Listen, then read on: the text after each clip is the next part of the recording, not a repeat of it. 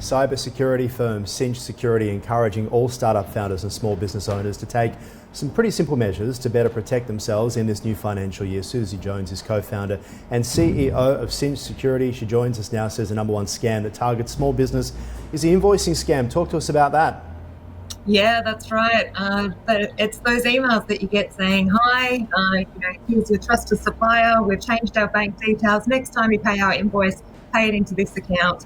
And unfortunately, small business owners don't make a phone call to check and they pay the bill to the wrong person. It's a big problem. Yeah, incredible that it actually happens. And you say that it's quite simple. How big a problem is it in terms of, is it small businesses, medium businesses? Who's at biggest risk of this? For invoicing scams, unfortunately, it really is small businesses. It's those businesses that don't necessarily have mature processes in place that automatically ask somebody to verify these sort of emails, and also where they may not have a second person to check before money goes out the door. So unfortunately, it is small businesses that fall for these scams more often. And small businesses would say that they're pretty good because they don't have the money to be sending to scammers in the first place. But what do we actually need to look out for in terms of small business owners looking out for scammers? Yeah, I mean, everybody says I don't have a lot to lose, but if you have anything that you care about, then you have something that a scammer wants to take from you. So looking for an email or a phone call that's asking you to take very quick action, it's encouraging you not to spend any time to second guess or question the person that's asking you to do something. That's what you need to watch out for, because if it's $5,000, that might be a lot to you. Sometimes it's going to be $50,000, and once it's gone, quite often it's gone forever. And they've become quite good at it, the scammers, particularly when it comes to the over-the-phone communication, people pretending to be from the ATO or from the bank, etc. And from my understanding, they actually feed off the information that you're giving them, because we obviously want to trust when the phone rings from a private number and we think that we might be in trouble, so therefore we start speaking. That gets us into more trouble. As you say, they won't let us get off the phone. Absolutely. They play on the fear, they play on the uncertainty, and they tailor these attacks to the time of year. So this time of year, being the new financial year, the ATO scams will absolutely be going through the roof.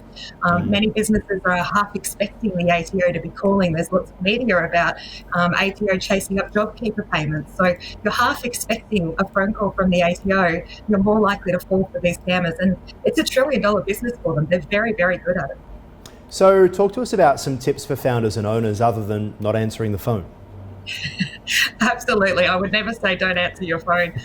The big thing is take those extra few seconds to question whether or not this is a genuine phone call. If it's coming from a number that you don't know, then say to the person, I'm going to call you back and verify, and then check your records and call them back on the number that you know. The other thing is, of course, protecting your passwords. Don't give your passwords to anybody else. Don't reuse your passwords across accounts, because unfortunately, if that same password falls into one data breach, then every system you use that password on is vulnerable. So talk to us about what you guys do at Cinch Security.